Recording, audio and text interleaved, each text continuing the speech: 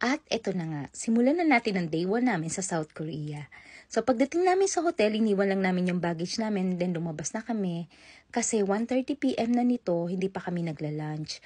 So sabi namin, dito na lang kami kumain para mabilis umorder, mabilis kumain, mabilis tayong umalis.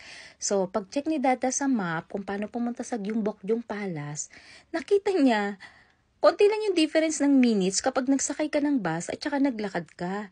So sabi niya, maglakad na lang tayo.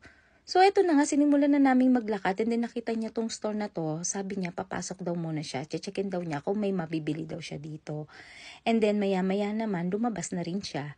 At nagpatuloy na uli kami sa paglalakad namin. So habang naglalakad kami, nakita namin tong Seoul Outdoor Library. So sabi niya, halika tambay muna tayo dito.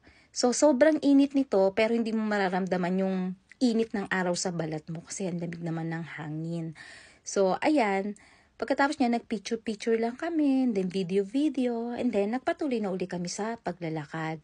And then ayun, nadaanan niya tong mga flags na to, hinahanap niya yung Philippine flag. Wala naman siya nakita. So eto, naglakad na uli kami, and then ayan na, nakita ko na si Admiral Yi Sun-shin. Tapos, ayan, pagkatapos niyan, tumawid na kami dito at nakita ko na yung Gyeongbokgung Palace. So sabi ko kay Dada, bilisan namin kasi nga, hindi namin alam kung saan kami magre-rent ng hanbok. So sabi niya, halika magtanong tayo doon sa malapit sa palace. So tumawid na kami dito, and then nakita namin yung guard. Sabi namin, saan po kaya dito pwede mag-rent ng hanbok? So, tinuro naman niya kung saan. So, sabi niya, pumunta lang daw kami sa site na to and then makikita daw namin yung iba't ibang handbook rental. So, ayan na, nakita nga namin and then naganap na kami ng medyo mura-mura lang kasi gusto lang naman namin ma-experience na mag-handbook. So, mga 1 hour lang yung pinili namin. So, ito na, suot na namin yung aming handbook. Tapos niyan, pumunta na nga kami sa palace and then nag 360 degree na kami dito.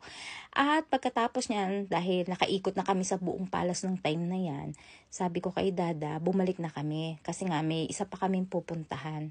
So, ayan na, pabalik na kami. Susoli na namin tong damit na sinuot namin. At papunta na kami sa Namsan Tower. So, ayan na, pagdating namin dito sa Ensol Tower na to, ayan yung overview ng Seoul. Ang ganda, ang laki. So, sabi namin magpagabi na kami dito kasi nga, maganda siya kapag pag madilim na. So, sabi ko, tambay na lang kami dito. Dito na kami magpagabi. So, ayan yung mga makikita mo doon. So, ikot-ikot lang kami. And then, ayan na, nagpicture muna kami dyan sa mismong tower. And then, dito sa maraming love locks na to. So, sabi ni Dada, maganyan din daw kami. Sabi ko, wag na. So, ayan na, dahil naggabi na, ayan na, nagpa-picture na kami. Pero hindi na namin makayanan yung lamig. Kaya sabi ko, halika na, umuwi na tayo. Kaya, bye-bye!